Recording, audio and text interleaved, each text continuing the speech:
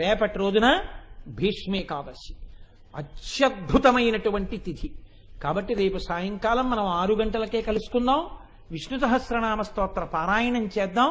తదనంతరం చక్కగా మనందరం కలిసి అమ్మవారి వైభవం ఎంత గొప్పగా ఉంటుందో దాన్ని మహాభారతానికి అనుసంధానం చేస్తూ భీష్మాచార్యుల వారి జీవితంగా, భీష్ముడి యొక్క ఔన్నత్యంగా, భీష్మేకాదశి నాడు విన్నవాడెవడో వాడే ధన్యుడు. ఏమి భాగ్యమో ఆ తల్లి ఏమి అనుగ్రహించిందో. ఈ ఏడాది వీడు లలితా సహస్రం చెప్తున్నాడు, వీడిని తరింపచేద్దాం అనుకుందేమో మా అమ్మ. మాఘపాదివారం, భీష్మేకాదశి, మహాభారత వైశిష్ట్యము, భీష్మ వైశిష్ట్యము, అమ్మవారి యొక్క అనుగ్రహంగా వైభవంగా అనుసంధానం చేస్తున్న ప్రసంగాన్ని రేపటి రోజున చేసుకుని మనందరం తరిద్దాం. రేపు ఉదయం 9 గంటలకి భీష్మేకాదశి కాబట్టి, గొప్ప తిథి కాబట్టి లలితా సహస్రాన్ని ఒకసారి పారాయణ చేద్దాం. నేను ఒక విషయాన్ని మీతో మనవి చేస్తాను, కొంచెం దాన్ని సహృదయంతో అర్థం చేసుకోండి. శరీరమునకు అనారోగ్యం ఉండడం దోషం అని నేను అన్నాం. ఎందుకంటే శరీరం అన్న తర్వాత అనారోగ్యం వస్తుంది పెద్దవారైన తర్వాత. అందున మోకాళ్ళ నొప్పులు అనేటటువంటివి ఎంత బాధాకరమైనవో ఎంత ఇబ్బందికరమైనవో నాకు తెలుసు. అలాంటి ఇబ్బందులు ఉన్న వాళ్ళ కోసమే ప్రత్యేకం కుర్చీలు వేసి ఉంచుతున్నారు. అలాంటి ఇబ్బందులు ఉంటే కుర్చీల్లో కూర్చోండి. ఒకవేళ మేము వచ్చేటప్పటికి కుర్చీలు అయిపోయాయండి అని మీకు ఇబ్బంది ఉందనుకోండి, మీరు ఏం చేస్తారంటే కొంచెం అటు పైకి కూర్చోండి, కాళ్ళు చాపు కూర్చునేవాళ్ళు. అంతేకాని సభలో ఇలా చూస్తున్నప్పుడు ఎదురుగుండా అలాగా ఉపన్యాసం చెప్పే వేదిక వైపు కాళ్ళు చాపి కూర్చోకూడదు. అది చాలా అసహ్యకరమైన విషయం. అలా కూర్చుంటే నేను మన్నించవచ్చేమో కానీ ఎవరైనా చూస్తే సభ వైపు చాలా అసహ్యంగా ఉంటుంది. నేను పరమేశ్వర స్వరూపమైన సభకి నమస్కారం అని చెప్తుంటాను. సభాభ్య సభాపతిభ్యశ్చవో నమో నమో. యజుర్వేదం అలా మాట్లాడింది. కాబట్టి తప్పనిసరి పరిస్థితుల్లో అనారోగ్యం ఉంటే కాళ్ళు చాపుకుంటే తప్ప కూర్చోలేవండి అంటే దాన్ని నేను అర్థం చేసుకోగలను. దాన్ని నేను ఎంత మాత్రం తప్పు పట్టను. కానీ కొంచెం వెనక్కి కూర్చుని కాళ్ళు చాపుకోండి. అంతేకాని నా ఎదురుగుండానే కూర్చుని సభ వైపుకి కాళ్ళు చాపి కూర్చుంటే మీకు బాగుంటుందేమో, ఇలా వెడితే ఎవరైనా చూస్తే చాలా అసహ్యంగా ఉంటుంది సభ వంక. కాబట్టి అలా కూర్చోవద్దని మనవి. ఇవాళ భీష్మేకాదశి పర్వదినాన్ని పురస్కరించుకుని ఇవాళ భీష్మాచార్యుల వారు మహానుభావుడు విష్ణు సహస్రనామ స్తోత్రం చెప్తూ శరీరాన్ని విడిచిపెట్టారు. అందులో భీష్మాచార్యుల వంటి మహాపురుషుడు లోకంలో జన్మించడమే అరుదు. అసలు అటువంటి వ్యక్తులు రారు లోకంలో. అటువంటి భీష్ముడు శరీరాన్ని విడిచిపెట్టే ముందు అనుమతి అడిగాడు కృష్ణ భగవాను. అయ్యా నేను శరీరం విడిచిపెట్టేస్తున్నాను అని అడిగాడు. అడిగితే నిన్ను అనుమతిస్తున్నాను విడిచిపెట్టు అని చెప్పారు. అలా అడిగిన తర్వాత విడిచిపెట్టాడు. ఆయన ఎంతటి ధర్మమూర్తి అంటే అంపశయ్య మీద పడుకున్నటువంటి భీష్ముడు తన శరీరాన్ని ప్రాణవాయువు ఉత్క్రమణం అయిపోయిన తర్వాత బాణములు తీయవద్దని కోరాడు. నా శరీరం నుంచి బాణములు తీయవద్దు, అంపశయ్యతో పాటుగానే నా శరీరాన్ని దహించేయండి అని అడిగాడు. అంతటి మహావీరుడు, అంతటి ధర్మమూర్తి ఆయన శరీరత్యాగం చేసే ముందు ఎదురుగుండా పరమేశ్వరుణ్ణి చూస్తూ ఆయనకి తెలుసు కృష్ణ భగవానుడే శ్రీమన్నారాయణుడని. నరనారాయణులే కృష్ణార్జునులన్న విషయం మహాభారతంలో స్పష్టంగా తెలుసున్నటువంటి వాళ్లలో అగ్రగణ్యుడు భీష్ముడు. ఎందుచేతనంటే రాజసూయాగం జరిగినప్పుడు శిశుపాలుడు కృష్ణ భగవానుడికి అగ్రపూజ జరగకూడదు అని వాదిస్తుంటే కృష్ణుడు సాక్షాత్ పరాత్పరుడే అని భీముడు గదాదండం పట్టుకుని కృష్ణ భగవానుడికి వ్యతిరేకంగా మాట్లాడినటువంటి శిశుపాలుడి మీదకి క్రౌర్యంతో వెడుతున్నప్పుడు నువ్వెందుకయ్యా అనవసరంగా వెడతావు, ఎవరిని ఏం చెయ్యాలో భగవానుడికి తెలుసు, కాబట్టి నువ్వు మిన్నకుండు, ఆయనకి పూజ ప్రారంభం చెయ్యండి, అడ్డొచ్చిన వారిని ఎలా దునుమాడాలో ఆయనకి తెలుసు, ఆయన అచ్యుతుడు అని చెప్పాడు. శిశుపాలుడి యొక్క జన్మ ప్రకారాన్ని కూడా అప్పుడే చెప్తాడు భీష్ముడు. అందుకని కృష్ణ భగవానుడే శ్రీమన్నారాయణుడని మహాభారతంలో బాగా తెలుసున్నటువంటి వ్యక్తి భీష్మాచార్యుల వారు. అంతటి భీష్ముడు మహాపురుషుడు. ఆ భీష్ముడు కృష్ణుణ్ణి ఎదురుగుండా చూస్తూ చెప్పాడు విష్ణు సహస్రం. ఇంతటి పరమ పవిత్రమైన రోజున దేవాలయ ప్రాంగణంలో కూర్చుని విష్ణు సహస్రం చదవడం అంటే అది అస్తమానం రమ్మంటే వచ్చేటటువంటి భాగ్యం కాదు, ఏడాదికి ఒక్కసారి వస్తూ ఉంటుంది. కాబట్టి ఇంత పరమ పవిత్రమైన వేళ ఎందుకని తొందరగా మనం పోగొట్టుకోవాలి? దాన్ని సద్వినియోగం చేసుకుందాము అన్న ఉద్దేశ్యంతో ఇవాళ సాయంకాలం 6 గంటలకే కలుసుకుని మనందరం విష్ణు సహస్రాన్ని కలిసి చదువుదాము అని మీకు మనవి చేసి ఉన్నాను. మీరందరూ నా మాట మన్నించి తొందరగా వచ్చారు. నాకైతే అయ్యో అందరికీ తెలుసో లేదో నేను ఒక మారో 2 మార్లు అన్నాను. పాపం ఎవరైనా ఓ 10 నిమిషాలు ఆలస్యం అయితే వాళ్ళకి అవకాశం పోతుంది కదా అని ప్రయత్నపూర్వకంగానే నేను కొద్దిగా ఒక 10 నిమిషాలు ఇవాళ ఆలస్యం చేశాను, అందరికీ అవకాశం దక్కాలని.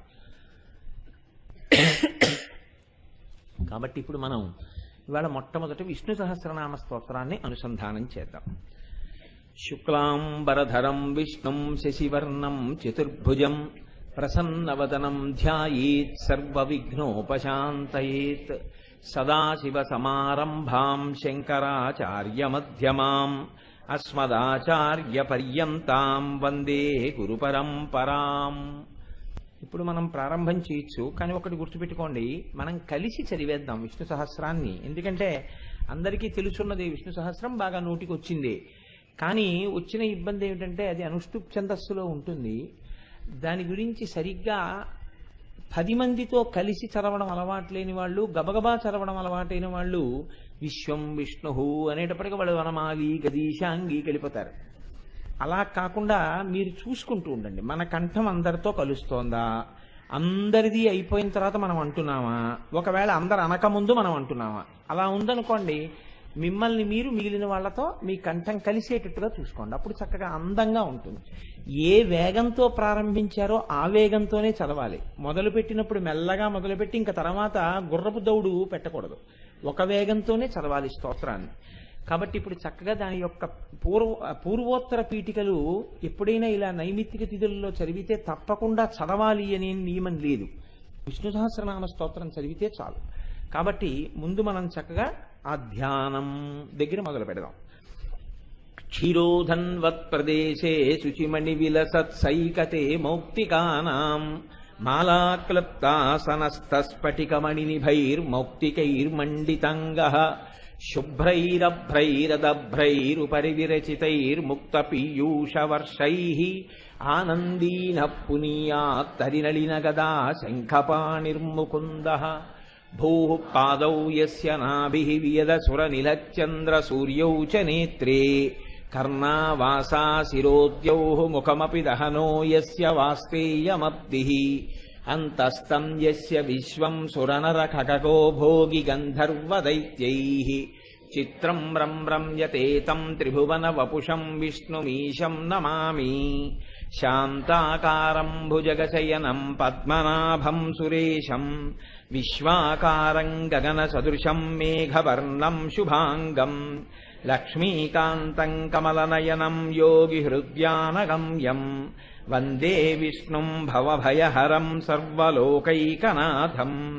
మేఘశ్యామం పీతకౌసేయవాసం శ్రీవత్సాంకం కౌస్తుభోద్భాసితాంగం పుణ్యోపేతం పుండరీకాయతాక్షం విష్ణుం వందే సర్వలోకైకనాథం.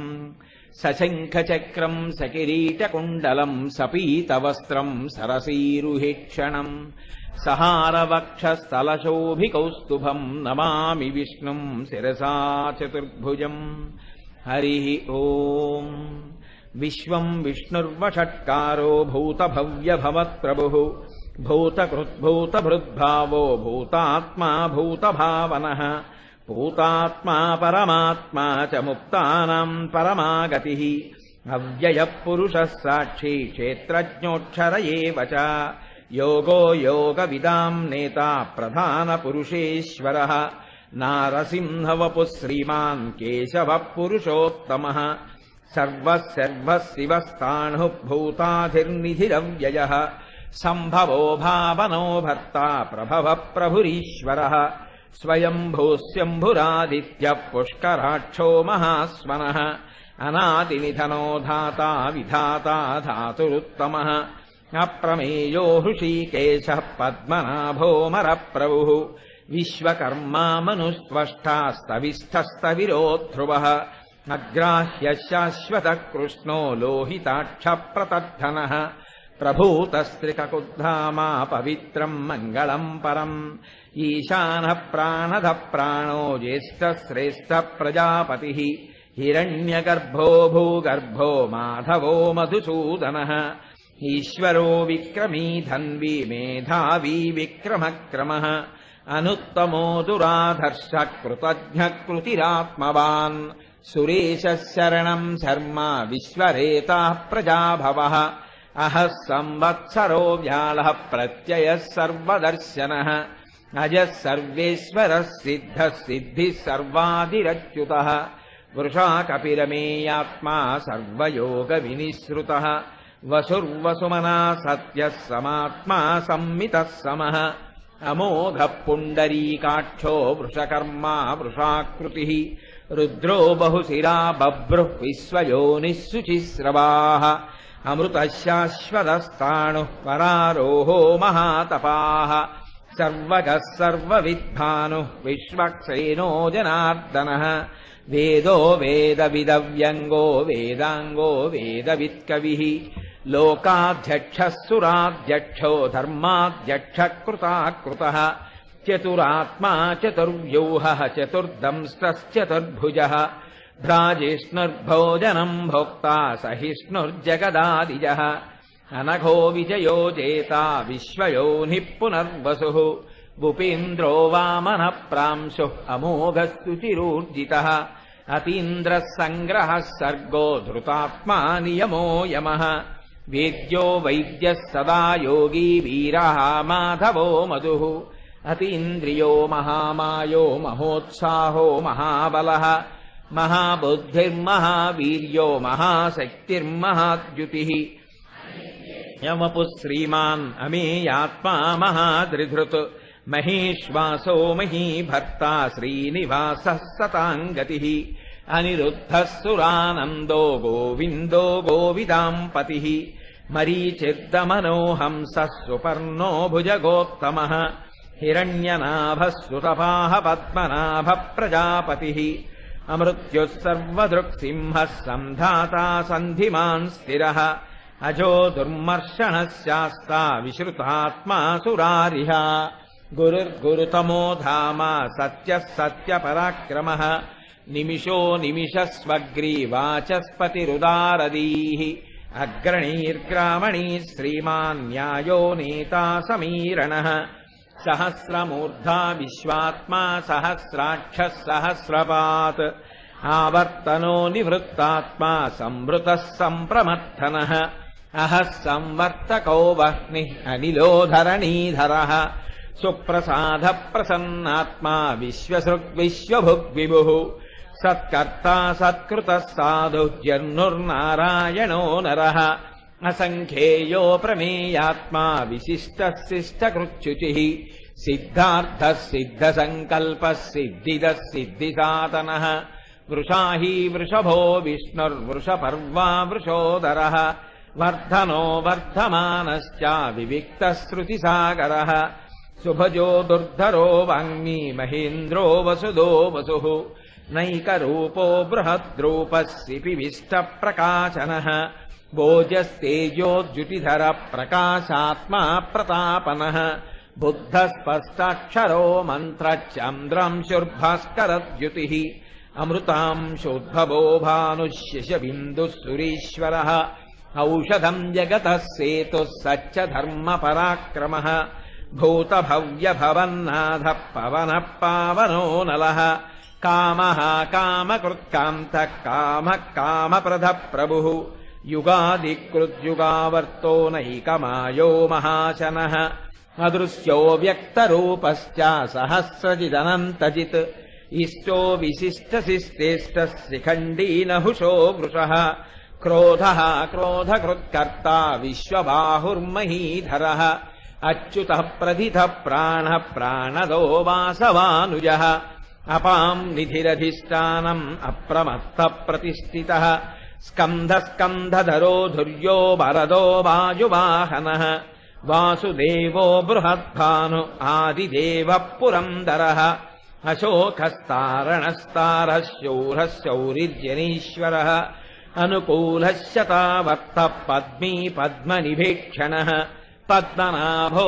अरविन्दाक्षः पद्मगर्भः शरीरभृत् महद्दिबुद्धो वृद्धात्मा महाक्षो गरुडध्वजः अतुलस्य रभो भीमः समयज्ञो हविर्हरिः सर्वलक्षणलक्षण्यो लक्ष्मीवान् समितिञ्जयः विक्षरो रोहितो मार्गो हेतुर्दामोदरः सहः महीधरो महाभागो वेगवानमिताशनः बुद्धवक्षोभणो देवः श्रीगर्भः परमेश्वरः करणम् कारणम् कर्ता विकर्ता गहनो गुहः व्यवसायो व्यवस्थानः संस्थानस्थानदो ध्रुवः परद्धिः परमस्पष्टतुष्टः पुष्टः सुभीक्षणः रामो विरामो विरजो मार्गो नेयो नयो नयः वीरः शक्तिमताम् श्रेष्ठो धर्मो धर्मविदुत्तमः वैकुण्ठः पुरुषः प्राणः प्राणधः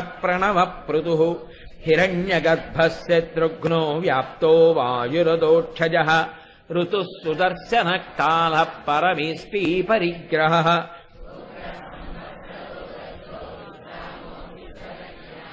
विस्तारस्तावरस्ताणुः प्रमाणम् बीजमव्ययम् अर्धोऽनर्धो महाकोशो महाभोगो महाधनः अनिर्विण्णस्तविष्टो भूः धर्मयूपो महामखः नक्षत्रनेमिर्नक्षत्री क्षमक्षामः समीहनः यज्ञयुज्यो महीज्यश्चाक्रतुः सत्रम् सताङ्गतिः सर्वदर्शी निवृत्तात्मा सर्वज्ञो ज्ञानमुत्तमम् सुवृतः सुमुखः सूक्ष्मः सुघोषः सुखदः सुहृत् मनोहरो जितक्रोधो वीरबाहुर्विदारणः स्वापनः स्ववशो व्यापी नैकात्मा नैककर्मकृत् वत्सरो वत्सलो वत्सी रत्नगर्भो धनीश्वरः धर्मकृद्धर्मी सदसक्षरमक्षरम् अविज्ञाता सहस्रांशुः विधाता कृतलक्षणः गभस्तिनीभिसत्त्वस्तः सिंहो भूतमहेश्वरः आदिदेवो महादेवो देवेशो देवभृद्गुरुः उत्तरो गोपतिर्गोप्ता ज्ञानगम्यः पुरातनः शरीरभूतभृद्भोक्ता कपीन्द्रो भूरि दक्षिणः सोमपोऽमृतपः सोमः पुरुजित्पुरुषत्तमः विनयोजयः सत्यसन्धो दासार्हः सात्वताम् पतिः जीवो विनयिता साक्षी मुकुन्दो अमितविक्रमः अम्भो निधिरनन्तात्मा महोदतिशयोऽन्तकः अजो महार्हः स्वाभाव्यो जितामित्रप्रमोदनः आनन्दो नन्दनो नन्दः सत्यधर्मा त्रिविक्रमः महर्षिः कपिलाचार्यः कृतज्ञो मेदिनीपतिः त्रिपदस्त्रिदशाध्यक्षः महाशृङ्गः कृतान्तकृत् महावराहो गोविन्दः सुषेणः कनकाङ्गदी गुह्यो गभीरो गहनो गुप्तश्चक्रगदाधरः वेदास्वाङ्गोजितः कृष्णो दृढः सङ्कर्षणोच्युतः वरुणो वारुणो वृक्षः पुष्कराक्षो महामनाः भगवान् भगः नन्दी वनमालीहलायुधः आदित्यो द्योतिरादित्यः सहिष्णुर्गतिसत्तमः सुधन्वाखण्डपरशुद्धारिणो द्रविणः परः दिविसृक्सर्वदृग्वासो वाचस्पतिरयो निजः त्रिसामासामगः सामा निर्वाणम् भेषजम् भिषक् सन्न्यासकृच्छमशान्तो निष्ठाशान्तिः परायणम् गोहितो गोपतिर्गोप्ता वृषभाक्षो वृषप्रियः अनिवर्ती निवृत्तात्मा सङ्क्षेप्ता क्षेमकृच्छिवः श्रीवत्सवक्षाः श्रीवासः श्रीपतिः श्रीमताम्बरः श्रीधः श्रीशः श्रीनिवासः श्रीनिधिः श्रीविभावनः श्रीधरः श्रीकरः श्रेयः श्रीमान् लोकत्रयाश्रयः रङ्गस्यतानन्दो नन्दिर्ज्योतिर्गणेश्वरः विजितात्मा विधेयात्मा सत्कीर्तिश्चिन्नसंशयः मुदीर्णः सर्वतश्चक्षुः अनीशः शाश्वतः स्थिरः भूषयो भूषणो भूतिर्विशोकः शोकनाशनः अर्चिष्मानश्चितः कुम्भो विशुद्धात्मा विशोधनः अनिरुद्धो प्रतिरथः प्रद्युम्नो अमितविक्रमः కాలనేమినిహా వీరः శౌరిः శూరజనేశ్వరः త్రిలోకాత్మా త్రిలోకేశः కేశవः కేశిహా హరిः కామదేవः కామపాలः కామీ కాంతः కృతాగమः అనిర్దేశ్య వపుః విష్ణుర్వీరోऽనంతో ధనంజయः బ్రహ్మణ్యో బ్రహ్మకృత్ బ్రహ్మా బ్రహ్మ బ్రహ్మ వివర్ధనः బ్రహ్మవిద్బ్రాహ్మణో బ్రహ్మీ బ్రహ్మజ్ఞో బ్రాహ్మణప్రియः మహాక్రమో మహాకర్మా మహాతేజా మహోరగः మహాక్రతుర్మహాయజ్వా మహాయజ్ఞో మహాహవిః స్తవ్యస్తవ ప్రియస్తోత్రం స్తుతిస్తోతారణప్రియः పూర్ణః పూరయితా పుణ్యః పుణ్యకీర్తిరణామయः మనోజవస్తీర్థకరో వసురేతా వసుప్రదः వసుప్రదో వాసుదేవో వసుర్వసుమనాహవిః సద్గతిः సత్కృతిः సత్తా సద్భూతిः సత్పరాయణः శూరసేనో యదుశ్రేష్టः సన్నివాసः సుయామునः భూతావాసో వాసుదేవः సర్వాసు నిలయో నలः దర్పః దర్పదో తృప్తో దుర్ధరో ధాపరాజితः విశ్వమూర్తిర్మహామూర్తిర్దీప్తమూర్తిరమూర్తిమాన్ అనేకమూర్తిరవ్యక్తः శతమూర్తిः శతాననः ఏకోనైకः సవః కిం యత్తత్పదమనుత్తమम् లోకబంధుర్లోకనాథో మాధవో భక్తవత్సలः సువర్ణవర్ణో హేమాంగో వరాంగశ్చందనాంగదీ వీరః విషమः శూన్యో ఘృతాసీరచలశ్చలः అమానీ మానదో మాన్యో లోకస్వామీ త్రిలోకధృత్ మేధజో ధన్యः సత్యమేధాధరాధరः తేజో వృషోద్యుతిధరः సర్వశస్త్రభృతాంబరः ప్రగ్రహో నిగ్రహో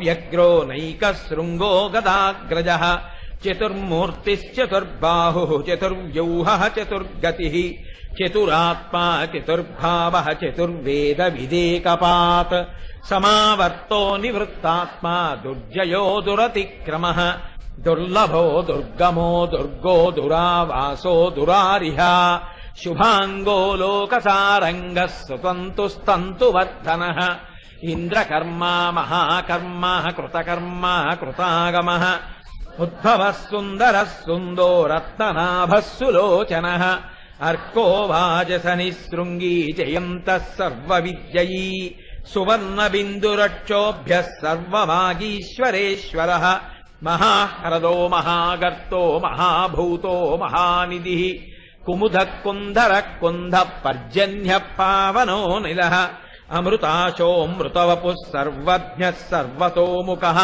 సులభः సువృతः సిద్ధः శత్రుజిచ్ఛత్రుతాపనः న్యగ్రోధో తుంభరో శ్వద్ధः చాణూరాంధ్రనిషూదనः సహస్రాక్షిः సప్తజిహ్వः సప్తైధాः సప్తవాహనः అమూర్తిరణఘో చింత్యో భయకృద్భయనాశనः అణుర్బృహత్కృశస్థూలో గుణభృం నిర్గుణో మహాన్ అధృతస్వధృతస్వాస్థ్య ప్రాగ్వంశో వంశవర్ధనः భారభృత్కజితో యోగీ యోగీశः సర్వకామదः ఆశ్రమశ్రమణక్షామः సువర్ణో వాయువాహనः ధనుర్ధరో ధనుర్వేదో దండో దమయితాదమः అపరాజితः సర్వసహో నియంతా నియమో యమः సత్యవాన్ సాత్వికः సత్యः సత్యధర్మపరాయణः అభిప్రాయ ప్రియార్హోర్హ ప్రియకృత్ప్రీతివర్ధనः విహాయ సగతిర్జ్యోతిः సురుచిర్హుతభుగ్విభుః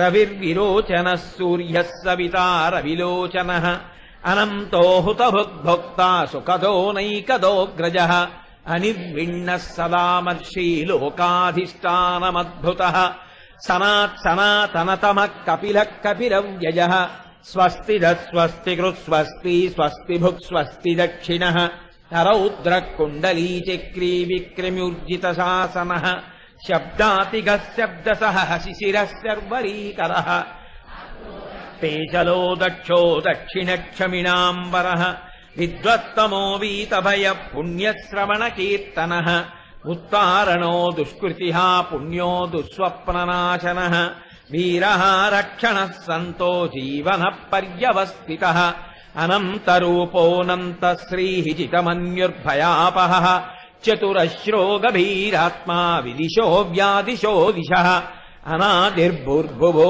లక్ష్మీ సువీరో రుచిరాంగదః జననో జనజన్మాధి భీమో భీమ పరాక్రమః ఆధార నిలయోధాతా పుష్పహాస ప్రజాగరః ఊర్ధ్వగः సత్పదాచార ప్రాణద ప్రణవప్పణః ప్రమాణం ప్రాణనిలయ ప్రాణభృత్ ప్రాణజీవనః తత్వం తత్వవిదేకాత్మా జన్మ మృత్యుజరాతిగః భూర్భువస్వస్తరుస్తారः సవితా ప్రపితామహः యజ్ఞో యజ్ఞపతిర్యజ్వా యజ్ఞాంగో యజ్ఞవాహనః యజ్ఞభృత్యజ్ఞకృత్యజ్ఞీ యజ్ఞభుక్యజ్ఞసాధనః యజ్ఞాంతకృత్యజ్ఞగుహ్యం అన్నమన్నాదయేవ చ ఆత్మయోనిస్వయం జాతో వైఖానः సామగాజనः దేవకీనందనः స్రష్టా క్షితీశः పాపనాశనः శంఖభృంనందకీ చక్రీ శార్ంగం ధన్వాగదాధరः రథాంగపాణిరక్షోభ్యः సర్వప్రహరణాయుధः శంఖభృంనందకీ చక్రీ శార్ంగధన్వాగదాధరः రథాంగపాణిరక్షోభ్యः సర్వప్రహరణాయుధः శ్రీ సర్వప్రహరణాయుధ ఓం నమ ఇతి వనమాలీ గదీశాంగీ శంకీ చక్రీ చ నందకీ శ్రీమాన్నారాయణో విష్ణుర్వాసుదేవోభిరక్షతు వనమాలీ గదీశాంగీ శంకీ చక్రీ చ నందకీ శ్రీమాన్నారాయణో విష్ణుర్వాసుదేవోభిరక్షతు శ్రీవాసుదేవోభిరక్షతు ఓం నమ ఇతి. ఇప్పుడు చక్కగా ఒక్కసారి లక్ష్మీ అష్టోత్తరాన్ని కూడా అనుసంధానం చేసేద్దాం. ఓం భగవన్నారాయణాభిమతానురూప స్వరూప రూప గుణ విభవ ఐశ్వర్య శీలాది అనవధికాతిశయ అసంఖ్యేయ కళ్యాణ గుణగణాం పద్మవనాలయాం భగవతీం శ్రియం దేవీం నిత్యానపాయనీం నిరవద్యాం దేవదేవ దివ్యమహిషీం అఖిల జగన్మాతరం అస్మన్మాతరం అశరణ్య శరణ్యాం అనన్య శరణః శరణమహం ప్రపద్యే. వందే పద్మకరాం ప్రసన్నవదనాం సౌభాగ్యదాం భాగ్యదాం హస్తాభ్యామభయప్రదాం మణిగణైః నానావిధైర్భూషితాం భక్తాభీష్టఫలప్రదాం హరిహర బ్రహ్మాదిభిः సేవితాం పార్శ్వే పంకజశంఖపద్మనిధిభిర్యుక్తాం సదా శక్తిభిः సరసిజనయనే సరోజహస్తే ధవళతమాం శుకగంధమాల్యశోభే భగవతి హరివల్లభే మనోజ్ఞే త్రిభువనభూతికరి ప్రసీద మహ్యం. ప్రకృతిం వికృతిం విద్యాం సర్వభూతహితప్రదాం శ్రద్ధాం విభూతిం సురభిం నమామి పరమాత్మికాం. వాచం పద్మాలయాం పద్మాం శుచిం స్వాహాం స్వధాం సుధాం ధన్యాం హిరణ్మయీం లక్ష్మీం నిత్యపుష్టాం విభావరీం అదితిం చ దితిం దీప్తాం వసుధాం వసుధారిణీం నమామి కమలాం కాంతాం క్షమాం క్షీరోదసంభవాం అనుగ్రహపరాం బుద్ధిమనఘాం హరివల్లభాం అశోకామృతాం దీప్తాం లోకశోక వినాశినీం నమామి ధర్మనిలయాం కరుణాం లోకమాతరం పద్మప్రియాం పద్మహస్తాం పద్మాక్షీం పద్మసుందరీం పద్మోద్భవాం పద్మముఖీం పద్మనాభప్రియాం రమాం పద్మమాలాధరాం దేవీం పద్మినీం పద్మగంధినీం సుప్రసన్నాం ప్రసాదాభిముఖీం ప్రభాం చంద్రాం చంద్రసహోదరీం చతుర్భుజాం చంద్రరూపాం ఇందిరాం ఇందుశీతలాం ఆహ్లాదజననీం పుష్టిం శ్రీం సతీం విమలాం విశ్వజననీం తుష్టిం దారిద్ర్యనాశినీం ప్రీతిపుష్కరిణీం శాంతాం శుక్లమాల్యాంబరాం శ్రియం కరీం బిల్వనిలయాం వరారోహాం యశస్వినీం వసుందరాముదారాంగాం హరిణీం హేమమాలినీం ధనధాన్యకరీం సిద్ధిం శ్రైణ సౌమ్యాం శుభప్రదాం నృపవేశ్మగతానందాం వరలక్ష్మీం వసుప్రదాం శుభాం హిరణ్యప్రాకారాం సముద్రతనయాం జయాం నమామి మంగళాం దేవీం విష్ణువక్షస్థలస్థితాం విష్ణుపత్నీం ప్రసన్నాక్షీం నారాయణ సమాశ్రితాం దారిద్ర్యధ్వంసినీం దేవీం సర్వోపద్రవనాశినీం నవదుర్గాం మహాకాళీం బ్రహ్మ విష్ణు శివాత్మికాం త్రికాలజ్ఞాన సంపన్నాం నమామి భువనేశ్వరీం లక్ష్మీం క్షీరసముద్రరాజతనయాం శ్రీరంగధామేశ్వరీం దాసీభూత సమస్తదేవవనితాం లోకైకదీపాంకురాం శ్రీమన్మందకటాక్షలబ్ధ విభవద్బ్రహ్మేంద్ర గంగాధరాం త్వాం త్రైలోక్యకుటుంబినీం సరసిజాం వందే ముకుంద ప్రియాం మాతర్నమామి కమలే కమలాయతాక్షి శ్రీవిష్ణుహృత్కమలవాసిని విశ్వమాతః క్షీరోదజే కమలకోమలగర్భగౌరీ నాథ ప్రసీద సతతం నమతాం శరణ్యే. చక్కగా మనందరం ఈశ్వరానుగ్రహంతో భీష్మైకాదశి పరమ పవిత్రమైనటువంటి తిథి నాడు ఆ శ్రీమన్నారాయణుడు మనల్ని అనుగ్రహించి, ఆ జగదంబ మనల్ని అనుగ్రహించి చక్కగా ఒకసారి విష్ణు సహస్రాన్ని, లక్ష్మీ అష్టోత్తరాన్ని ఈశ్వరుడు ఊపిరిచ్చినందుకు అవి పలికి ధన్యత పొందేటటువంటి అదృష్టాన్ని మనకి ఈశ్వరుడు కృప చేసి ఉన్నాడు. ఇప్పుడు పరమపావనమైనటువంటి అసుర సంధ్య వేళ. ఇప్పుడు వృషభవాహనారూఢుడై పరమశివుడు పార్వతీ సహితుడై భూమండలం మీద తిరుగుతాడు అని కైలాస ప్రతిరోజు శ్రీశైల పర్వతం మీద దిగుతారట. కాబట్టి అందుకే అసుర సంధ్య వేళ అనేటప్పటికీ అంత పరమ పవిత్రం. సంధ్యారంభ విజృంభితం శృతిశిర స్థానాంతరాధిష్ఠితం సప్రేమ భ్రమరాభిరామసకృత్ సద్వాసనాశోభితం భోగీంద్రాభరణం సమస్త సుమన పూజ్యం గుణావిష్కృతం సేవే శ్రీగిరి మల్లికార్జున మహాలింగం శివాలింగితం అంటారు శంకర భగవత్పాదులు. కాబట్టి ఇప్పుడు మనం ప్రతిరోజు చేస్తున్నట్టే ఒక్కసారి ఆ మహాదేవుణ్ణి కీర్తిద్దాం.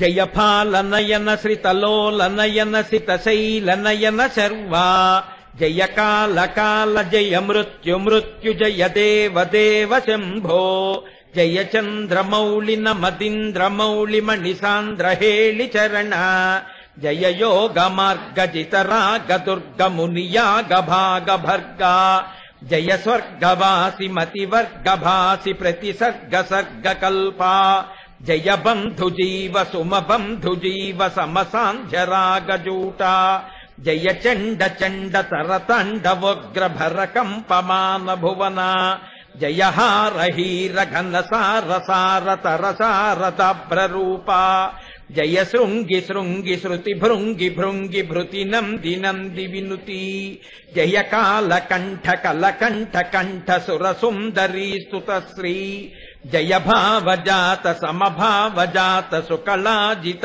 ప్రియాహ్రీ జయ దగ్ధ భావ భవ స్నిగ్ధ భావ భవ ముగ్ధ భావ భవన జయ రుండమాలి జయ రూక్ష వీక్ష రుచి రుంద్ర రూప రుద్ర జయ నాసికాగ్ర నయనోగ్ర దృష్టి జనితాగ్నిభుగ్న విభవా జయ ఘోర ఘోర తరతాపజాత తపవుగ్ర రూప విజిత జయ కాంతిమాలి జయ క్రాంతికేలి జయ శాంతిశాలి శూలి జయ సూర్య చంద్ర శిఖి సూచనాగ్ర నయలోచనాగ్ర ఉగ్ర జయ బ్రహ్మ విష్ణు పురుహూత ముఖ్య సుర సన్నుతాంఘ్రియుగ్మ జయ పాలనేత్ర జయ చంద్ర శీర్ష జయ నాగభూష శూలి జయ కాల కాల జయ మృత్యు మృత్యు జయ దేవ దేవ శంభో విశ్వరూపిణి సర్వాత్మే విశ్వభూతైకనాయకి లలితా పరమేశాని సంవిద్వహ్నే సముద్భవ అనంగరూపిణి పరే జగదానందదాయిని లలితా పరమేశాని సంవిద్వహ్నే సముద్భవ జ్ఞాత్వజ్ఞానజ్ఞేయ రూపే మహాజ్ఞాన ప్రకాశిని లలితా పరమేశాని సంవిద్వహ్నే సముద్భవ లోక సంహార రసికే కాళికే భద్రకాళికే లలితా పరమేశాని సంవిద్వహ్నే సముద్భవ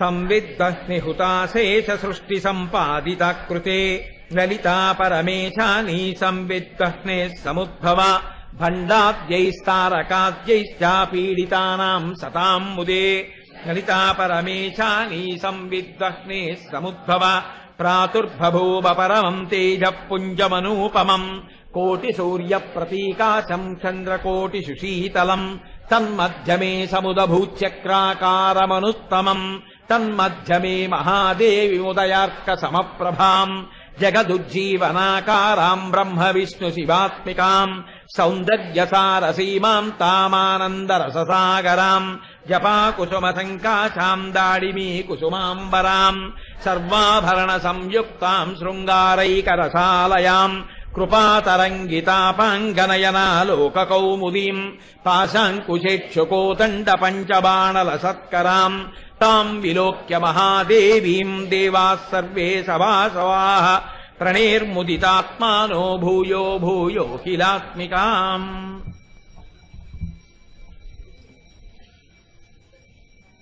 ఎంత బాగా చేశారు, ఎన్ని స్తోత్రాలు చేశారు. నిజంగా కాకినాడ అయ్యప్ప స్వామి గుడి ప్రాంగణంలో జరిగేటటువంటి ప్రశాంతమైనటువంటి నామోచ్చరణ కార్యక్రమం నాకు తెలిసి నైమిత్తిక తిథుల్లో ఇంత అందంగా ఇంత ప్రశాంతంగా ఇలా జరుగుతున్నటువంటి కార్యక్రమాలున్న దేవాలయాలు కొద్దిగా ఉన్నాయి. అటువంటి వాటి సరసన అయ్యప్ప స్వామి దేవాలయం కూడా చేరుకోవడం కేవలం అది అయ్యప్ప స్వామి వారి యొక్క అనుగ్రహ నిర్హేతుక కృపాకటాక్ష వీక్షణ. సరే, నిన్నటి రోజున నేను మీతో మాట్లాడుతూ సింజానమణి మంజీర మండిత శ్రీపదాంబుజ అన్న నామం గురించి విజ్ఞాపన చేసి ఉన్నాను. నాకు తెలుసు మీ అందరి కనుబొమలు ఎందుకు ముడిపడతాయో. ఇవాళ నువ్వు భీష్మాచార్యుల వారి గురించి కదా చెప్తానన్నావు, భీష్మేకాదశి అన్నావు కదా, మళ్ళీ నువ్వు సింజానమణి మంజీర మండిత శ్రీపదాంబుజ అంటున్నావు. కాబట్టి నువ్వు ఇవాళ అది చెప్పే ఉద్దేశంలో లేవా అని అనుకోకండి. అంటే త్రయంబకంలో పుట్టిన గోదావరి అన్ని ప్రాంతాల్ని కలుపుకుంటూనే వెళ్ళిపోతుంది. వెళ్ళిపోయి చిట్ట చిగర సముద్రంలో సంగమిస్తుంది. అమ్మవారి నామాల్లోంచి భీష్మాచార్యుల వారి వైపుకి ఎలా వెళ్ళిపోవచ్చో మీరు గమనించండి. అంతే, ఎక్కడో గభాలన మలుపు తిరిగిపోతుంది, అంతే తిరిగిపోయి వెళ్ళిపోతుంది భీష్మాచార్యుల వారి వైపుకి. మీకేం అనుమానం అక్కర్లేదు. జగదంబ యొక్క కృప అటువంటిది. ఇవాళ భీష్మైకాదశి పరమపావనమైన రోజు. ఇవాళ భీష్ముడు గురించి వింటే చాలు పాపరాశి ధ్వంసం అయిపోతుంది. అటువంటి మహానుభావుడు భీష్ముడు. ఆయన గురించి పలికించకుండా ఉంటుందా నా తల్లి? తప్పకుండా తిరుగుతుంది. ఎక్కడో అక్కడ తిరుగుతుంది. ఎక్కడ తిరుగుతుందో అలా వేచి ఉండండి అంతే. కాబట్టి తరువాతి నామంలో అంటారు మరాళీ మందగమన అంటారు. మరాళీ మందగమన అంటే అమ్మవారి యొక్క నడకని హంస నడకతో పోల్చి చెప్తున్నారు. మందగమన, మెల్లగా నడిచేటటువంటి లక్షణమున్న తల్లి. ఆడ హంస ఎలా ఉంటుందో అటువంటి నడకలు కలిగినటువంటి తల్లి. నువ్వు ఎందుకయ్యా మధ్యలో, నువ్వు ఎందుకు అసలు మధ్యలో బయటికి రావడం, ఎందుకు కూర్చున్నట్టే? మరాళీ మందగమన అంటే ఆడహంసలా ఉన్నటువంటి మందమైనటువంటి నడక కలిగినటువంటి తల్లి. కాబట్టి మనం ఈ నామాన్ని గమనించినప్పుడు మీకు ఒకటి అర్థం అవుతుంది. నడక తొందరగా గబగబా వెడుతుంటే అసలు మనిషి యొక్క ఉద్విగ్నత అర్థమైపోతుంది. ఏమిటంటే అంత తొందరగా వెళ్తున్నారు అంటారు. అలా అమ్మవారు అస్తమానం అలా తొందరగా నడిచేటటువంటి స్వభావం ఉన్నది కాదు. అంటే అమ్మవారికి సంబంధించినది ఏవీ అలా తొందరబాటుతో ఉండకూడదు.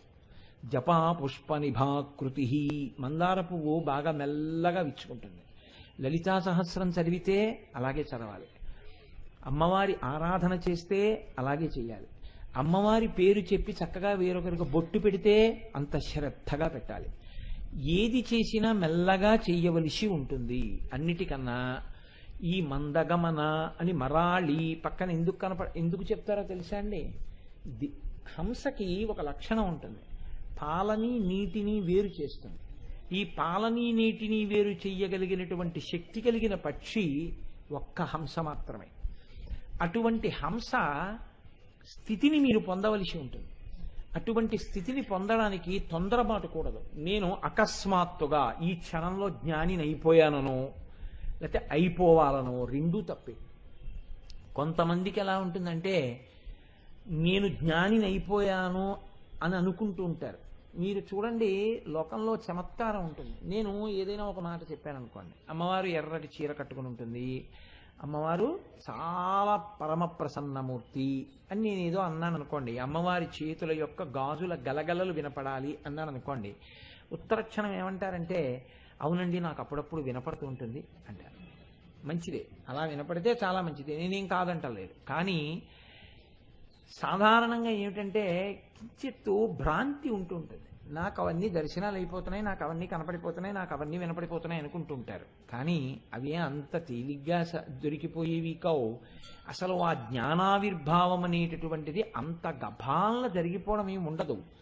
మీరు భక్తితో కూడినటువంటి కర్మాచరణము చేస్తూ వెళ్ళాలి. జ్ఞానము మోక్షము ఈ రెండు మాటల్ని అలా ఉంచి మీరు చేసుకుంటూ వెళ్ళిపోతే మీకు తప్పకుండా ఒకనాడు ఈశ్వరానుగ్రహంతో జ్ఞానం కలుగుతుంది. అదే తిక్కన గారికి ఆ హరిహరమూర్తి కనపడి స్వప్నంలో దర్శనమిచ్చి ఆయన చెప్తారు, నువ్వు నీ జీవన విధానంలో వెడుతూ ఉండు, నీకు ఒకనాడు ఈశ్వరుని యొక్క అనుగ్రహం చేత జ్ఞానం కలుగుతుంది, ఆ జ్ఞానము చేత నువ్వు కైవల్యమును పొందుతావని చెప్తారు. కాబట్టి మన ఉపాసన కూడా చాలా మెల్లగా ఉండాలి, నిదానంగా ఉండాలి. అంతేకాని తొట్టుపాటు పడిపోవడం.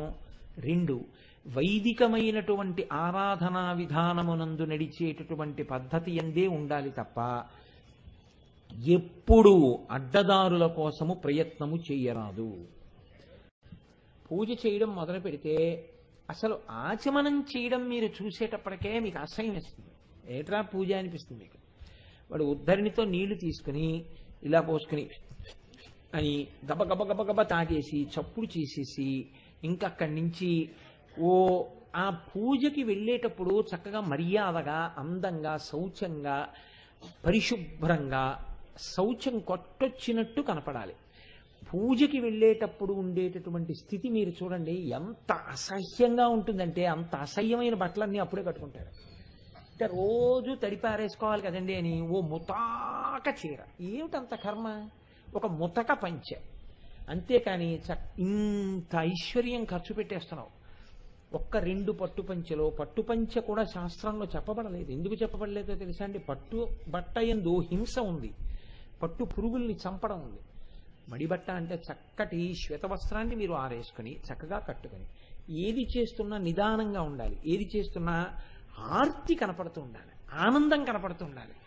ఆర్తి యందు ఆనందము విస్ఫోటనం కనపడాలి మీకు.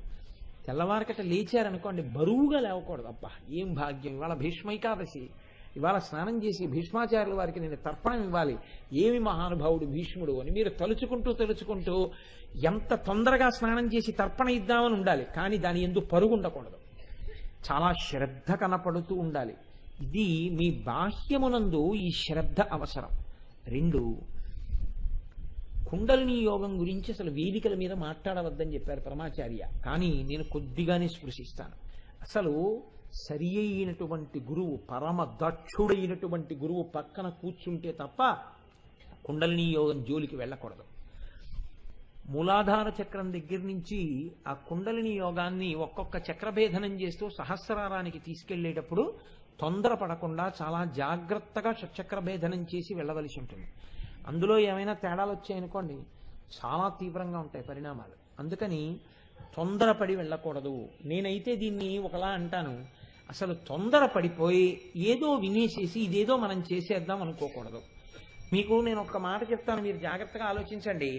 సామర్లకోట రైల్వే స్టేషన్లో మీరు దిగారు, కాకినాడ వెళ్ళాలండి, ఎలా వెళ్ళాలని అడిగారు. ఒక ఆయన అన్నాడు, ఈ బస్సు ఎక్కి కూర్చోండి వెళ్ళిపోతుందన్నాడు. ఎంతసేపు పడుతుందన్నారు మీరు.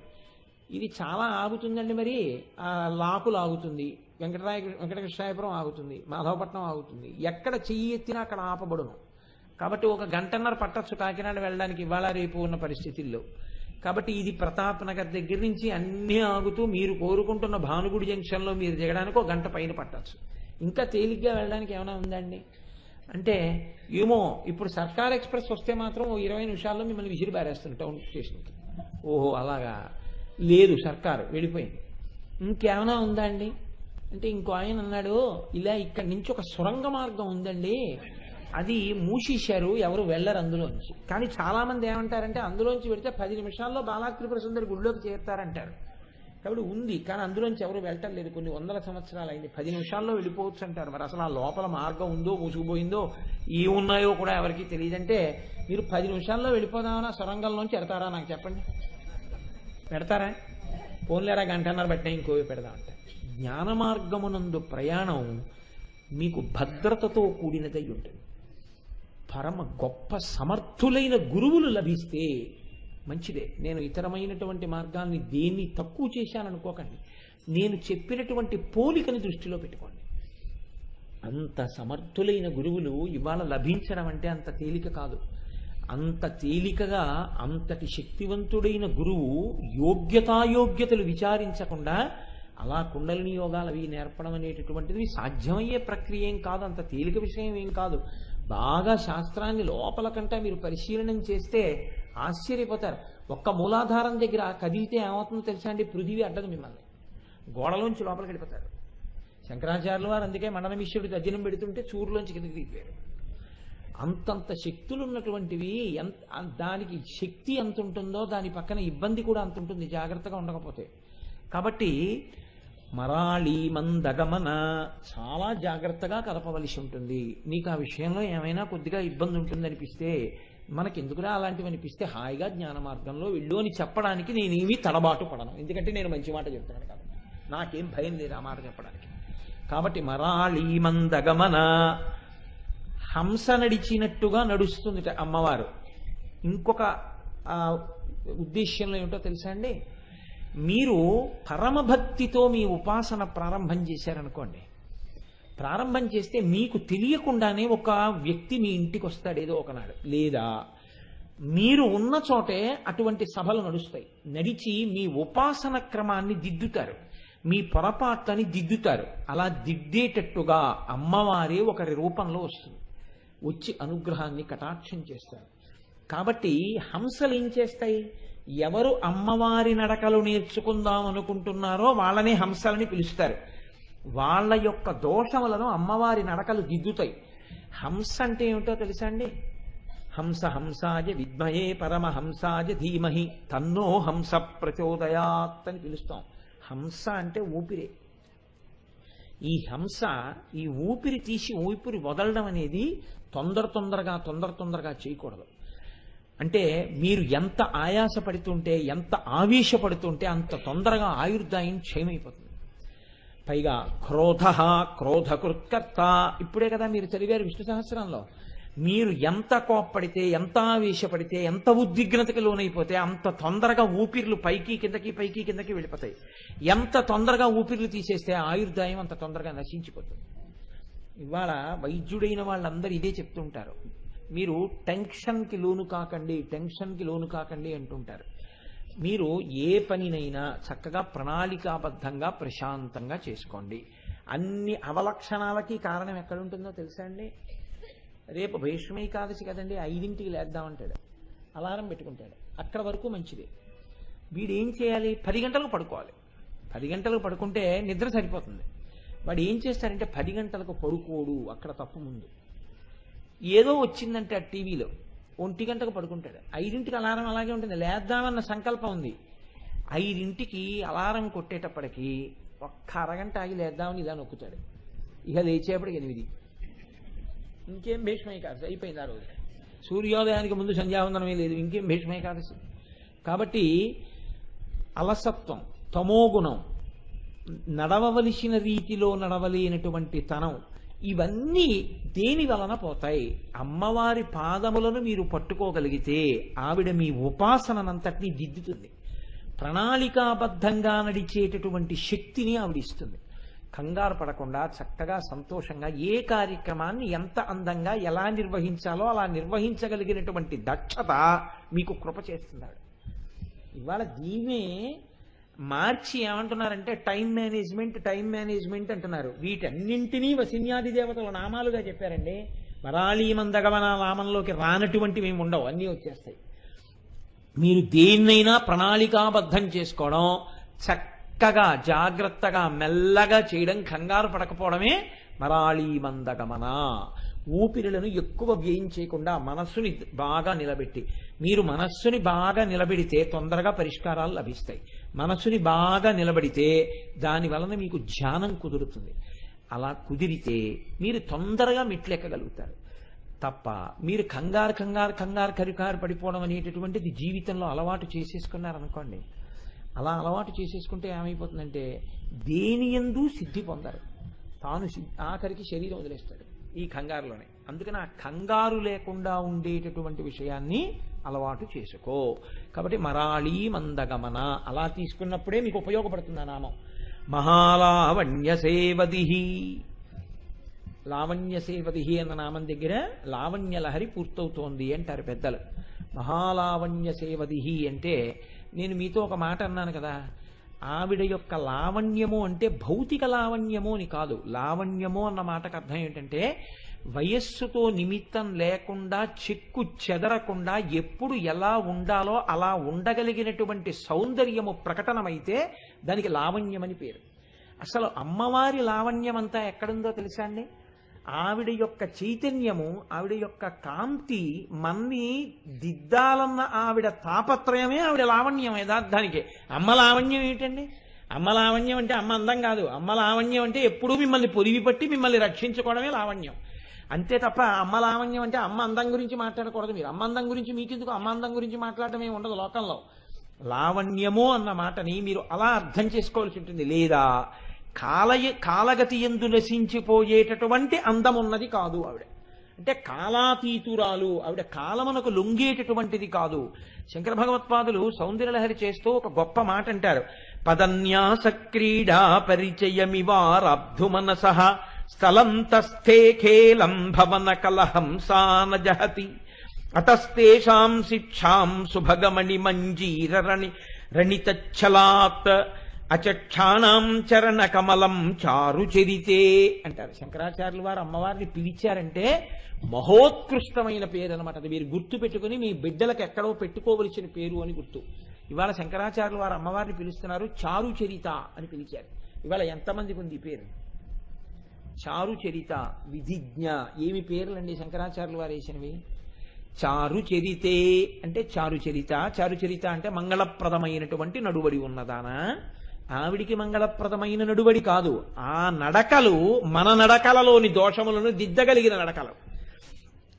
కాబట్టి చూడండి, నడక వేరు, నడత వేరు. నడత శీలమును చెప్తుంది, నడక కాళ్లతో నడిచే నడక చెప్తుంది. నడత ఆంతరము, నడక బాహ్యము.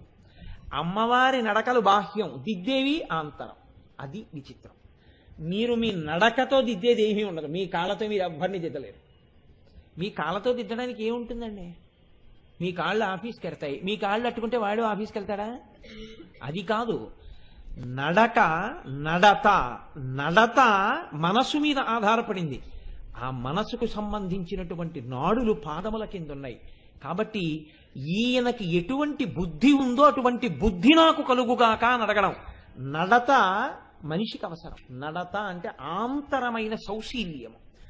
ఆయన ఎప్పుడు ఎక్కడ ఎలా ఉంటాడు? ప్రలోభాలకి పడిపోతూ ఉంటాడా?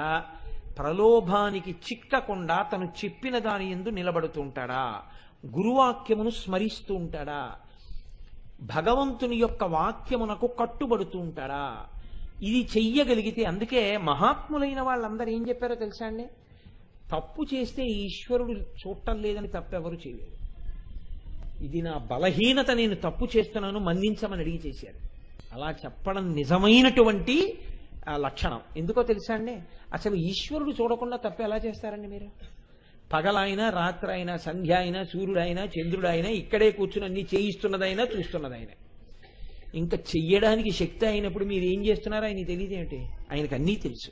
కాబట్టి ఆయన చూడటం లేదని మీరు చేయడం అంత పొరపాటు లోకంలో ఇంకోటి లేదు. కాబట్టి మీరు తప్పు చేసేటప్పుడు ఆయన చూస్తున్నాడు అనుకుని చేయండి. లలితాపరా భట్టారిక మీ ఎదురుగుండా సింహాసనంలో కూర్చుని అలా మీ వంక చూస్తూ ఉండగా మీరు తప్పు చేయండి.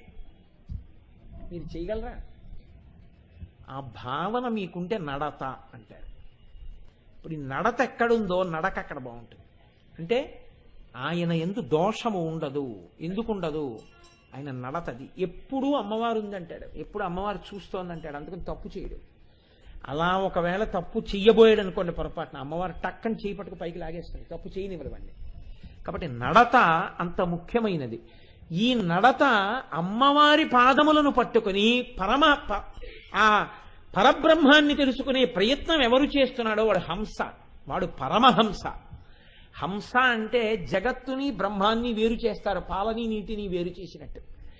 జగత్తే కనపడితే మామూలు సామాన్యుడు, జగత్తు కనపడకుండా బ్రహ్మం కనపడితే వాడు హంస, పరమహంస. మీకు నాకు ఏం కనపడుతుంది?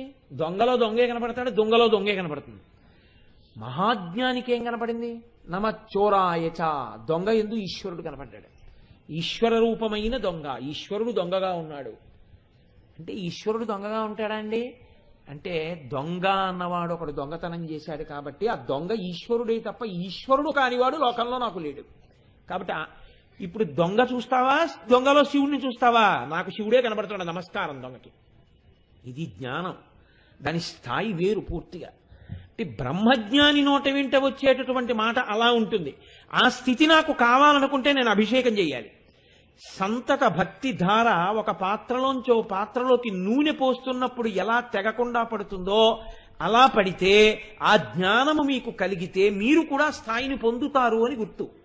కాబట్టి ఇప్పుడు జగత్తుని బ్రహ్మాన్ని వేరు చేశాడు ఒక ఆయన. ఆయనకి జగత్తు కనపడదు, బ్రహ్మం కనపడుతూ ఉంటుంది. అన్నిటి యందు ఈశ్వరుణ్ణే చూస్తూ ఉంటాడు. ఇలా ఈశ్వరుణ్ణే చూడగలిగినటువంటి శక్తి దేని వలన వచ్చిందో ఆ పరబ్రహ్మమే అప్పుడప్పుడు జగత్తు కూడా కనపడుతున్న దిద్దుతుంది ఆ తప్పులు అమ్మవారు. దిద్ది వాడికి అంతటా ఈశ్వరుడే కనపడేటట్టుగా నిర్దేశకత్వం చేస్తుంది. అప్పుడు ఆయన ఎవరి యొక్క పతనాన్ని కోరడం, వాడి కర్మ, వాడు ఎలా పోతే పోనివ్వండి, వాడి వల్ల మనకు ఉపద్రవం లేకుండా చూసుకుందాం అంటాడంతే. కాబట్టి ఇప్పుడు చూడండి ఎంత గమ్మత్తుగా ఉంటుందో. అమ్మవారి గురించి శంకరాచార్యులు వారు అంటున్నారు, అమ్మ అసలు నువ్వే ఒక ఆడు హంస. కాబట్టి నువ్వు ఇంట్లో నడుస్తూ ఉంటావు, హంసలు ఏం చేస్తుంటాయి? నీ పాదములను పట్టుకుంటూ ఉంటాయి. నీ పాదములు ఎలా ఉన్నాయో, నువ్వెలా నడుస్తున్నావో అలా నడవాలనుకుని నువ్వు అంతఃపురంలో నడుస్తుంటే అవి నడుస్తుంటాయి. లోకంలో హంసల యొక్క నడకకి చాలా గొప్ప పేరుంది. హంస నడక, హంస నడక అంటారు.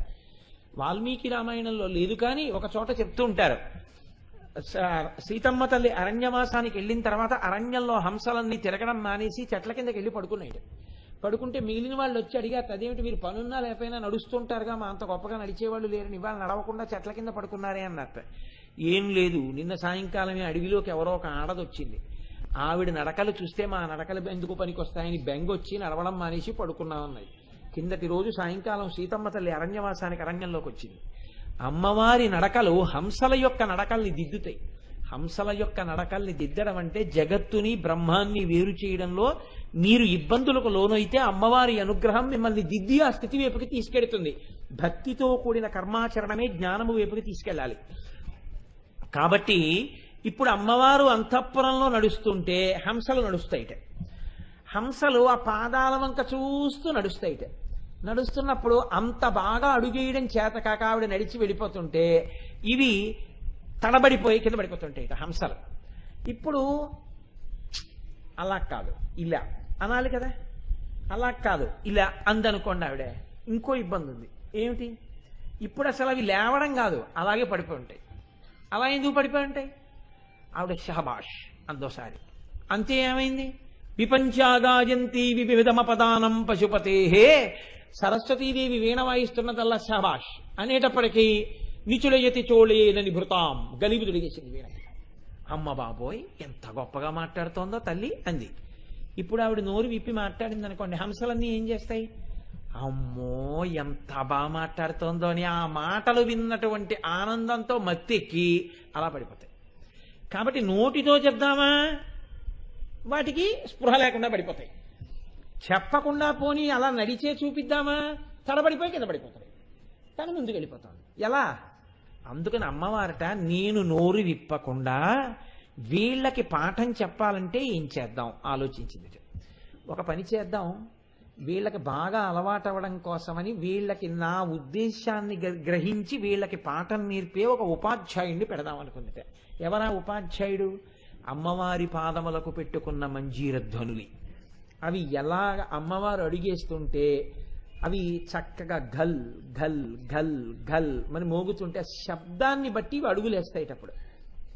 అంటే ఇక్కడ అమ్మవారి పాదదర్శనం చేస్తుండగా తీసేటటువంటి ఊపిరి యోగ విద్యలో నాసికారంధ్రములు మారి ఆ మారి లోపలికి వెళ్ళి బయటికి వస్తూ చాలా మందమైపోయినటువంటి ఊపిరిలో అమ్మవారి పాదదర్శనం చేసేటటువంటి స్థితిని పొందడం.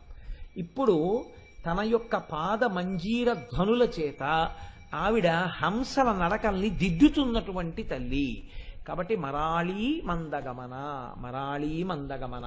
కాబట్టి మందమైనటువంటి నడకలతో హంసల యొక్క తప్పులు దిద్దుతున్నది.